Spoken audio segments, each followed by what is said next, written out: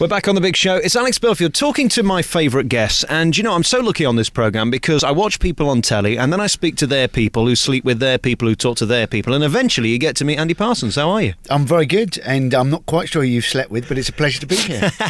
How's it going? Because it seems fun to be you because you're a comedian. Yes, well, sometimes it is. Obviously, the perception is we just lounge around all day, drink heavily at night, get to meet some people and generally lauded around the streets. Obviously, there is a little bit of work involved somewhere along the way. And what exactly does that consist of? Going to a lot of places around Britain which aren't necessarily as welcoming as they might be. But gradually, as you move up the comedy ladder, the places get better. I think you've got a tough job because you go on all those quizzes where you have to be a clever dick and you have to be spontaneous and you have to be funny. And that's not easy, is it, really? Especially if you've got Dara O'Brien there or people who are funnier than you are. Not that I'm saying Dara is funnier than you. You haven't set that question up at all well, have you? I really ought to start writing these down. It'd save uncomfortable moments like that. Life is tough for you, Andy, when you're on with lots of funny people. Yes, I mean, that's part of what you're paid for. If you're on with 6 other comics, you've got to fight for space, but you've also, most importantly, you've got to fight for the eye of the production team and make sure the edit does you a favour. And if you record, as we do, 3 hours for Mock the Week, you can see that in any given half an hour you can look fantastic or you can be made to look a bit of a fool, and you've just got to hope the edit does you some favours. And the problem with that programme I've got, you're all very funny, but I find it uncomfortable at times with that mic bit where everybody starts chinning each other to get to it. Is that for shtick and for the act, or is that really competitive? I think that's the disadvantage of having a 3-hour record, is that it never used to be that competitive, and it has become too competitive, and it's not an aspect of the show that I enjoy. But obviously, if you don't get to the microphone, you won't get in the edit, and nobody will understand. If you just stood there on the sideline or stepping off the step but never quite making it to the microphone. I've always found comedians curious people. I love the old guys. I love getting Doddy on and Ronnie Corbett and people like that. And then there's your lot, which are the young guys that are very irascible and funny, and you don't mind saying anything because you'll push the boundaries if you have to. I see you as kind of middle ground. You're not that Frankie Boyle who tries to be shocking every time he speaks, but you're not a camp old nonsense comedian. You've kind of found your own niche, haven't you? I haven't done puns. I've not done puns, and I've not gone into the twilight hours doing a 6-hour show with 4 jokes a minute. No, I mean, I talk about what's going on in the news, and that obviously you try and surprise people because that's what comedy. That's an essential element to comedy. But I've no need to get people to break down in tears, upsetting themselves. And have you got to be a bit odd to be a comedian because you've got to look at things in a funny way, haven't you? I don't think that's necessarily true. That is obviously one aspect. You could have been tragically abused as a child, be very unhappy, been desperately to get yourself together, and that's the only reason, and you just need the love of the whole public. Alternatively, you could have done law at university, hated the idea of doing law, basically not been quite sure what you wanted to do, suddenly got writing for weekending, thought it was quite good fun, looking at the papers, worked out what annoyed you, and realised you could make a living from it, and then decided that nothing better cropped up, you'd keep doing it. You see, I'd read that you just weren't a good enough lawyer. Well, you've been probably reading the bloke who first employed me as a lawyer. But no, generally I feel lucky, and it's great fun, and it's great.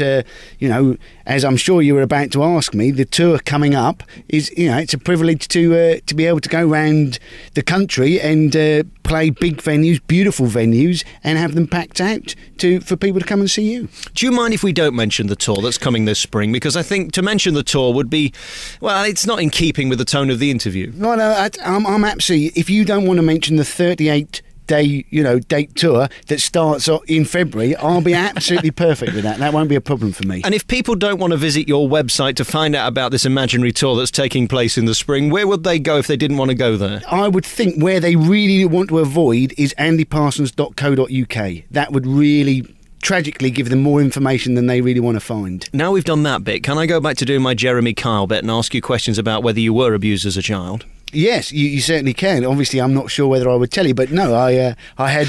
There's very little angst in my life, and the angst usually happens when you wake up and you read the papers and you go, "How has that happened?" And then you go, "Brilliant! I'm glad it has happened because now I've got something to talk about this evening." I was watching David Letterman the other night, and he said that he's so depressed about this election because not to have W there just takes away 50% of his act.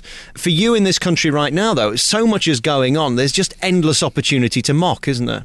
Well, George W. Bush done us all a favour. He's about to go out of office, but he's managed to muck up the economy so badly we can talk about that instead.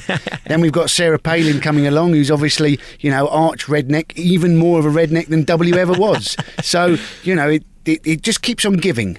Do you think she's going to end up in one of those mucky magazines? Because she's the kind of thing with those glasses that I do enjoy looking at on the internet. I think you've been letting your imagination run rife there. I don't think she will, no. I think she's got enough money not to end up in a mucky magazine. And help me with stories like I was reading today that they've spent £90,000 on her wardrobe in the last 3 months. It might not be funny, but it does make you go, is it me? She's trying to pretend that she's this hockey mum, and a hockey mum doesn't have that sort of money to throw around. And let's face it, if you do put lipstick on a pit bull, it looks nothing like her. I know. And then we look at you as an act, and you are an act in a sense that you go on stage and make people laugh. That's not normal. But you've got kind of a really identifiable voice and a funny face. Do you mind me saying that? No, I think I can live with both of those. I think people would back you up on those. But also, I mean, I hope as well that people have a vague idea, if they were going to come to a tour that may or may not be happening, that they would have an idea of the material. And, certainly this will be my second tour, and the first one was great, is that, there's a wonderful thing about people coming to see you do what you do, and they've had an idea either from radio or TV what you do, and they like it, and it's very flattering and gorgeous. And you're so lucky to have the radio stuff, which really came before the TV stuff, because we got to know your voice, and that's really your calling card. I don't mean in a Joe Pasquale way. Your delivery, did that come naturally to you, or is this the way you talk generally and when you're a lawyer? Yeah, no, I mean, I haven't changed anything, but obviously over the years you get a feeling for, and you just go out and do it, but then you sort of realise some of what you've done, and then, obviously the next time you do it, you sort of fall into a little bit of what you did previously. And how are you watching yourself back? Is that enjoyable? Is that embarrassing? Awkward? How do you feel? Well, only really doing it just to check what jokes have gone out and exactly what I can do next time. But no, you can spend too long analysing yourself, go out and have fun, and if you're making yourself laugh, you've got half a chance of making somebody else laugh. I'm thinking of becoming a comedian, and you're a sex symbol, so I can ask you this question. I mean, how good is it for pulling the ladies being a funny man? Well, I think you just described me as having a funny voice and a funny face, and now I'm a sex symbol, so it's all, these things are slightly mixed up in one's own head. But yeah, no, I mean, if you can, stand up in any room and be appreciated, then you are going to be, at least somebody to maybe have a drink with afterwards, and that can be a good starting point. And is it easier being you now, the comedian, than maybe you 10 years ago, because they're coming to see you opposed to just turning up and you happen to be on? I think with a lot of things, it's a double-edged sword. First of all, it's easier because they're there, they already like you, and they're expecting, and so those first 5 minutes or whatever, there's an advantage and they'll give you some leeway. I think the flip side of that is if you then don't deliver within a certain period of time, then the backlash is much heavier because they've expected so much. The disappointment if you don't deliver is that much greater. So it's one of those things that you do have an advantage, but it's also a disadvantage if you don't perform. And then I look at your CV and see where you've performed. Montreal is a place that I've not managed to go to yet to see the comedy festival. I nearly made it last year and didn't. You've won awards there, you've performed there. Can you be funny anywhere? If you're funny, you're just funny. It's actually anywhere where they speak the English language or at least understand the English language. You have to change your material remarkably little. And, going to Montreal, it was very much a case of just cutting out the very specific British politics, but apart from that, obviously George W. Bush is funny wherever you go in the world. And do you have to slow down? Do you have to speak more clearly, or are you just you? Mostly you can just be yourself. The one place where I was very conscious, I was playing Zagreb in Croatia, and very much mostly it's English as a first language. Whenever you go to Hong Kong or wherever, it's mostly those people whose English is a first language. In Zagreb it's very much English as a second language. It's very much all Croatians, and so everybody apart from me was Croatian on the bill. I understood none of it, and literally the first thing I knew that I was on was bloody blah bloody blah Andy Parsons, and it's like, oh, it's me. So you come on, and I slowed it down, and I had 2 sets, one before the interval and one after the interval, and the advice in the interval was, we're really enjoying it, we think you're great, could you please speak faster, you're patronising us. So My advice would keep at your normal pace. And how fun is that? Do you go with somebody or do you go alone? Because I find trains, planes, cars by yourself, and especially hotels and B&Bs, incredibly depressing. Right. Well, maybe the life of the gigging comic is not for you. But for me, it's a chance to do some reading. And usually when they're there, you're looked after brilliantly. And you get to see, like, rather than just as yourself as a tourist, you get to see the inside of a place. The best stuff is usually the stuff that done on the hoof. So anything that you can throw in is great. They love it. They love that you've made the effort. And obviously, you know, if you are talking about their town, you know, you're touching on them, they feel special. So yeah, no, I think I will try and certainly have a little idea as to, one, the venue, and two, the town. And the ad-libs from the audience, it still gets tremendous laughs, doesn't it? Well, they do know that it can't be repeated. If it's, you know, let's say we're talking about the venue, or we're talking to a person in the audience, or something that's happened, some sort of gaffe, you've mucked something up, they know it won't happen quite like that again. And so that's, for them, that's a special moment. And yeah, no, rather than trample on it, I think it's enjoy it and expand it. The one thing I think you've got is your warmth. Is that something that you've just got about you? You can't really work on that bit, can you? No, it's something that hopefully I've had since I started, and it's a wonderful thing that, you know, when you walk out, people, you're already getting half a smile, and that's definitely a bonus and something to be cherished, and hopefully something I won't lose. And with a show like that, how much are you thinking about the recording of it? Is it all week just trying to get stuff up there so that you're ready to come back if the moment arises? Yeah, I mean, it's exciting because obviously you know, it's your chance to give your take on the week's news, and you know, if something's happened that really's annoyed you, there's a chance to go out to 3 million and plus people with your opinion as what's gone on, and you know, you're hoping to persuade everybody that what you think is not only funny but right. And I suppose for a comedian, your worst fear is being accused of being a hack or nicking someone else's material. How do you know that what you're thinking you haven't heard from someone else or isn't an original thought? Do you know what I mean? Well, I suppose that's the one advantage of doing topical shows. If a news story's just broken, it's pretty much has to be your own thoughts because you can't have nicked it. So, you know, if you're doing something that's happened that day, you can't have, you know, it's not like you can have gone through loads of comedy tapes and gone, I think I can just change that. You literally, you're on your feet, and that's why, you know, that's exciting, but also, you know, you are breaking new ground because nobody can possibly have done it. I was talking to Mark Thomas the other day, who is on this programme, and he was saying there's certain things now you can't talk about because they're seen as hacky, like airports and airlines and aeroplanes, because everybody talks about them. Students, you can't talk about student life now because it's been done to death. Are there things you try and avoid?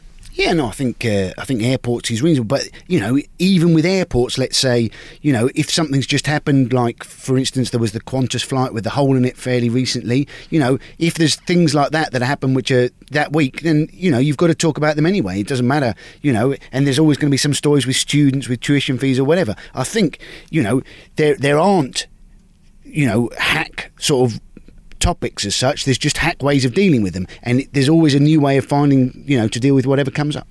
And then looking at the show generally when you're on the TV, do you set each other up, or is it just every man for himself? It is sadly pretty much every man for himself. We do get on well off stage, which is definitely a bonus because when we're on stage, it is a fairly pressurised atmosphere.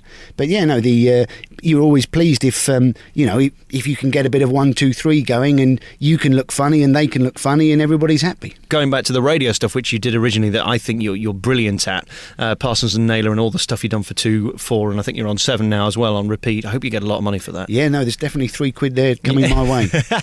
Radio's so much more intimate, isn't it? You have to kind of play it a little more differently, or do you just do your act? Obviously, you're slightly more in control of the radio than the TV. There's less people on it. You're more in charge of the script and who else is on the show. So that aspect is very enjoyable. And you know, I would love obviously to get to the stage where maybe some more of what I've done on the radio could maybe transfer to the TV, and I'm working in that direction. I went to see Steve Coogan a few weeks ago, and he did the entire show off cue cards because he couldn't remember what he was saying next, which I think is just appalling at £35 a ticket. How do you learn your show? Because you can't really do it off the cuff. There's got to be a certain basis to the show, hasn't there? Yeah, no, I mean, I don't have any cue cards, and I know the show, what I would set out to do if there was no interaction or whatever from the top, and obviously you'll forget certain bits, but generally you'll know what you were going to talk about. You'll have little sections in your head, and you'll think, oh, well, let's do that, and then something may kick off and you may do a bit earlier or a bit later. you may decide that a certain bit's not working, and maybe tonight that's not the night for it. I guess part of the thing is always have slightly more material than you actually need to use, and then you can just flick through in your head, oh, let's do that now, let's not. That's the fun of it, really, in some ways, editing yourself before you've actually got to do it.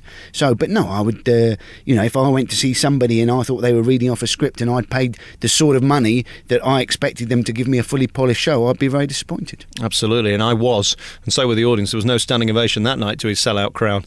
Who are your influences? Who really made you laugh when you were growing up? Well, I used to love Morecambe and Wise, and I used to love loads of different stuff. But it was never something I thought, that's what I'm going to do or whatever. I just enjoyed watching it, and it was. As I say, it was only really when it came to having to actually make some money and work out what I did want to do, and I just sort of fell into writing for it. And from then on in, you just go, well, it's better than actually anything else that's on offer. And luckily enough, it's worked out. And how do you feel about using other people's lines? I know there are comedians out there who sell mega arenas that don't write it themselves. Is there a problem with that, or do you just trust your own mind and you're happier and more comfortable with that? Ideally, you'd write everything for yourself, and but as you move on, there's just so much out there that at times you've got to use other people, and you need help. You can't write everything yourself, given the amount that you do. And obviously, there is some advantage in having other inputs into your own stuff. But ideally, and mostly, I write everything myself. And there's obviously, for me, there's nowhere to hide then, which is great, because it's sort of, if it's funny, not only have I written it, I've performed it, I've had the idea, and you're your own sort of self-contained cottage industry. Who do you look at and go, they're brilliant? Anybody who's good, I'm always impressed by. I love watching comedy, and as you say, the hack stuff upsets you after a while because you've seen it. And I enjoy going to see people who don't do hack stuff, and the people who inspire you and go, that if only I could have thought of that, or whatever. It's the people who surprise you, and mostly we. Going to Montreal Festival, you realised how good British comedy is in comparison to the rest of the world. And, we have a much more vibrant stand-up circuit than anywhere else. We've got more clubs, we've got more variety, and we're very lucky. And why do you think that is? We just love to laugh more, or they're just not as funny as we are? Well, I mean, there's various theories, but the reason we have more comedy clubs is more British people like going out to watch comedy, and that's the end of it. They have too much, in America certainly, they have too much on the cable TV, which has killed it dead, but it's really killed it dead because it wasn't innovative enough, and we, for whatever reason, we've had so many different styles of comedy, and they're all still going. And I don't want it to take you to a dark place. I said we were going to do some Jeremy Kyle stuff, but that feeling, going back to the old days, and you deliver it, and you're expecting the zing and the round of applause to come back, and of course they look at you and didn't get it. What is that feeling actually like? Well, I think in the past it might have been fearful.